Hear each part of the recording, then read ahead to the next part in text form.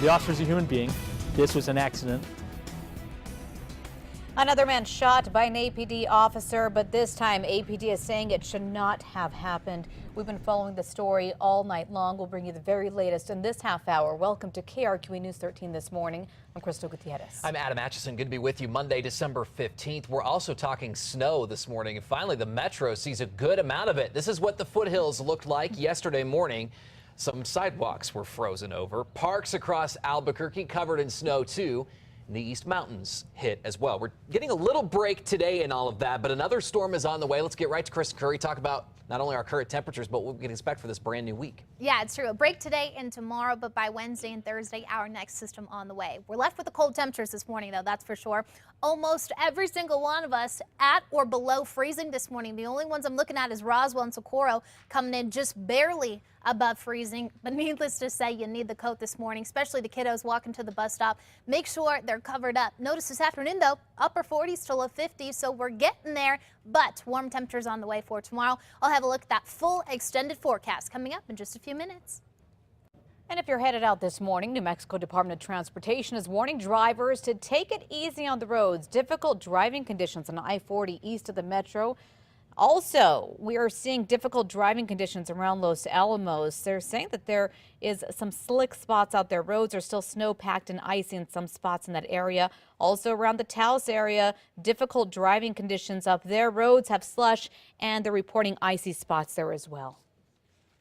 An Albuquerque man is in the hospital this early hour after being hit by a stray bullet from a police officer's gun. The officer's a human being. This was an accident. He feels horrible what happened. It all happened around 6 a.m. Sunday. Police say they were investigating a burglary at this southeast Albuquerque apartment building. They say one of the officers entered a second-level window when his gun went off and fired into the apartment below, hitting a man in the back. The victim's family says 46-year-old Ramiro Armendariz says he had just woken up and was walking to the kitchen to grab a glass of water when he was hit. I love my brother. We are praying for my brother. APD is not identifying the officer who fired that gun, but he does say he did have a lapel camera on. That officer's on administrative duty right now. BCSO and state police are helping with the investigation. This is the first APD officer-involved shooting since July. 6:02 now, and state police are also investigating an officer-involved shooting in the middle of I-25. It happened Saturday afternoon. Police say that shooting followed a high-speed chase that resulted in a standoff with an armed suspect barricaded in his truck south of Los Lunas. State police say that man threatened officers, so at least one of their cops shot him. That man was taken to the hospital. His name has not been released yet, but the freeway was shut down until early Sunday morning while investigators were on scene. Kicked, choked, punched, and left on the streets of downtown Albuquerque. And a cell phone camera was rolling the entire time. That cell phone video is racking up the views, and people are outraged at what they're looking at and at who appears to be putting on the beating. We do want to warn you, the video you're about to see is graphic. This video, shot early Sunday morning outside of Knockouts near 4th and Central, shows a group of guys, including a bouncer from the club, beating up another guy. It was shot by the man behind the Inhabitants of Burque Facebook page, and it's getting attention all over social media. A second fight then breaks out with one of the guys from the first video taking on the same guy who took a beating. He deals out blow after blow. The man's body is almost lifeless. Police say they are now looking for everyone involved. When you watch that video, does it look like an assault to you? I mean, it's pretty blatant. There's some type of interaction going on, and to brutally kick somebody in the head like that, we need to find out what happened prior and what happened after. I don't understand how, as a profession, as a bouncer, how you could take it to that level. News 13 stopped by the strip club yesterday, but no one wanted to talk about what had happened. Police say the men in the videos could be looking at felony assault charges. As for what may have caused a scuffle, that still needs to be sorted out. Happening right now, a gunman is holding an unknown number of people hostage in Sydney, Australia. Yeah, the frightening standoff inside a chocolate shop now lasting well over 10 hours. 5 people managed to flee from the cafe overnight, but it's not known if they were let go or if they escaped. Witnesses say it all began when the unidentified gunman walked into the Lindt Chocolate Cafe overnight. Hostages called into local media outlets, relaying the suspect's two demands. He has asked for an ISIS flag to be brought to the cafe and to speak with Australia's Prime Minister Tony Abbott directly. At one point, the hostages were seen putting the flag to the window, sending off fears of terrorism there.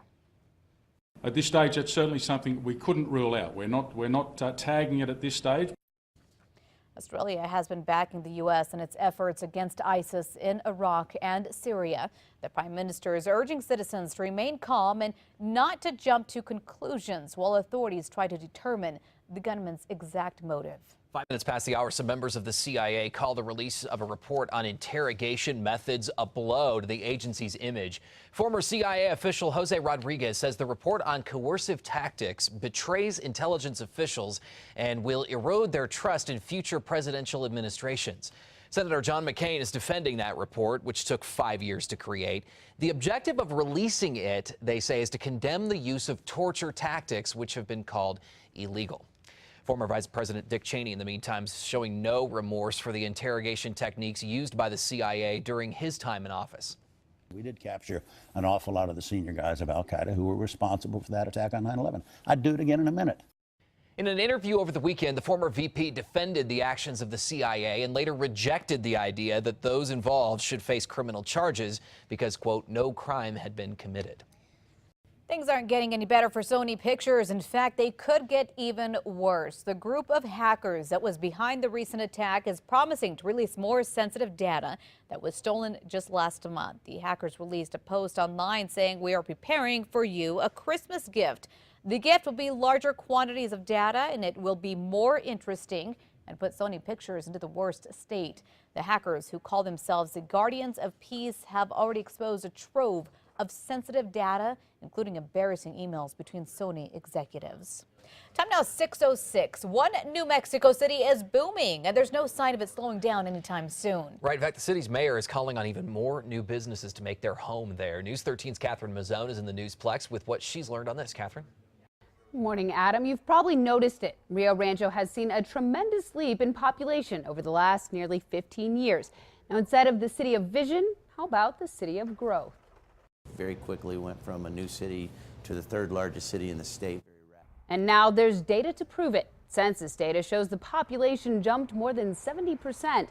According to Albuquerque Business First, that's more than 5 times the average national growth rate. That ranks Rio Rancho as the 120th fastest growing cities in the nation. That's out of more than 3,000. Rio Rancho Mayor Greg Hull says the boost in population is for good reason. Hull credits large employers like Intel for helping the city grow so quickly. Plus, he says Rio Rancho has a lot to offer when it comes to quality of life, from public safety and the public school system to diverse and affordable housing. Now, Hull is trying to attract even more businesses to the area. He recently attended a conference in Dallas to lure more different retailers, restaurants, and service providers to Rio Rancho. We're 90,000 people. This is a great place to be. You want to build your restaurant here, you want to build your business here, come invest in our community. Already, Hull says a slew of new businesses are moving into the city. We'll tell you what you can expect to see popping up soon in our next half hour. Back to you. Catherine, thank you. Rio Rancho's mayor says they do have plenty of land to expand, too. Only about 30 to 40% has actually been developed there. The first ever Rail Yards holiday market has proven to be a success. Thousands showed up over the weekend. Organizers say the Rail Yards markets that started this May have gone so well, people keep wanting more. It featured local crafts, art, and produce representing New Mexico culture. It's unclear if they will have another before the end of the year, though. 6:08 right now, and today's the busiest day of the year for the U.S. Postal Service. The Albuquerque Post Office is open on Sundays right now. This is mail leaving and arriving. The post office has hired more than 40 extra people to help during the holidays, and they're working in shifts of 24 hours a day. By the way, FedEx also expects this to be their busiest day in history. So it's key day. Most of the holiday mailing deadlines are this upcoming week, so we've listed them all for you online, krqe.com, if you want to get those things out in the mail and get them there in time for the holidays. Did you send your package out yet? Yes. No? Yes? Yes. Already You need ready to. go. You need to be on it. Good news for drivers happening today. A grand opening for the Paseo del Norte and I-25 interchange. So work began a year ago, and crews spent the weekend putting the finishing touches on that project. Drivers are expected to be able to use the new interchange starting tomorrow morning, so you got another 24 hours or so. But we know the Paseo project cost $93 million, with the city paying for the majority of it. Construction started last year in October. $1.1 trillion spending bill is headed to the president's desk this morning. The Senate was able to avoid a shutdown by passing the bill over the weekend. The plan was for the chamber to vote on the bill today, but Senators Ted Cruz of Texas and Mike Lee of Utah forced the Senate to stay in session. They objected to funding President Obama's executive actions on immigration. The challenge failed and the bill passed 56-40. 6:32 right now. The state is spending a lot of money to learn how much it owes its employees. The Santa Fe New Mexican reports the state's already paid a Maryland company $1.6 million to calculate back pay due to about 10,000 workers. And the job's not over. The company says it needs almost $750,000 more. In a matter of several decades, Rio Rancho has become the third largest city in the state, according to city officials. Now it's one of the fastest growing cities in the nation, and leaders don't want to see that growth stifled anytime soon. They sure don't, and that's why Rio Rancho's mayor is working to lure even more businesses to that area. News 13's Catherine Mazzone joins us in the Newsplex with how he's making that happen and what businesses we can expect to see soon. Good morning, Catherine. Good morning, Crystal. Now, the mayor recently went to an international shopping industry conference in Dallas to try to bring more restaurants, retailers, and service providers to the city. He says when it comes to growth, the sky's the limit. We've got room for businesses to come and grow. We've got room for developers to come in and build new communities. We've got two just really tremendous high schools. Rio Rancho Mayor Greg Hull says of the land they have there, only 30 to 40% has actually been developed, leaving thousands of acres available for new businesses and new residents. Yet already the city is welcoming a number of new companies and restaurants like Chick-fil-A. Plus, he says a new shopping center, Enchanted Hills, on the north side of town has a number of promising tenants lined up. Businesses including Bed Bath & Beyond, Kirkland's, Rue 21, and TJ Maxx.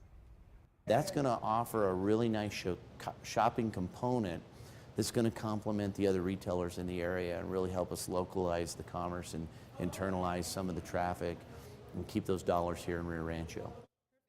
Now, Hull credits the city's growth surge on quality of life, from the school system to public safety. Crystal, back to you. All right, thanks, Catherine. Now, the mayor goes on to say Rio Rancho's strong economic climate can be seen in success stories like the city's new Einstein Bagels location and the new Dion's, both of which he says are flourishing at this time.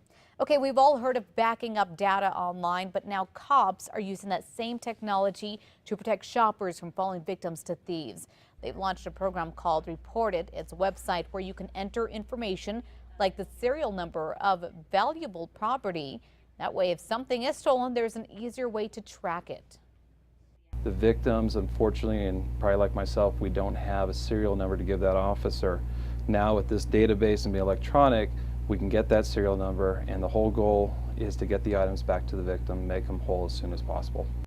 Now, anyone can sign up with the program online. We posted a link on KRQE.com. Albuquerque police are looking for ways to ease a staffing shortage now, including a plan to bring back retired police officers. The Albuquerque Journal reports that Mayor Richard Berry will lobby state lawmakers next month to approve legislation to allow retired officers to return to the force while continuing to draw from their pension. Since 2010, the report shows that APD has lost nearly 20% of its police force. San Juan County is changing the way that it trains police. The Farmington Daily Times reports that cadets will start learning a new, quote, constitution-based use of the force model in the spring. The old model instructed officers to use a scaled response to resistance or aggression, but critics claimed that system was simply too rigid. Roswell police are investigating a homicide this morning. Police found a man shot to death at the intersection of Mulberry and Tilden Street. Sunday evening, people called 911 with reports of shots fired in that area. Police are still investigating and not released any further details. A Hindu leader is backing up those of the Catholic faith who are upset over a controversial painting displayed at a Santa Fe gallery. On Friday, we told you about this depiction of Our Lady of Guadalupe, which we've blurred. It's a bare-chested Virgin Mary with what some people see as devil horns. She's also shown with a necklace of skulls, typically worn by the Hindu goddess Kali. Over the weekend, Hindu leader Rajan Zed spoke out against the painting, saying it's a trivialization of the Hindu goddess. Not only does Zed want that painting taken down, but he's asking the artist and the gallery owner to apologize. The gallery owner, though, is telling News 13 she has no plans to take it down. If you're looking to get a permit to cut down your own tree, you better hurry because they are going fast. According to the Santa Fe National Forest Service, when permits went on sale last month, 500 were available at the forest headquarters and the Santa Fe REI. As of Tuesday, they were all sold out. You can still buy permits at the Ranger District offices, but Forest Service officials say those are going fast as well. The permits are $10 and can be purchased through Christmas Eve. A lot of people do it in this last week, so you still have some time. Get it done.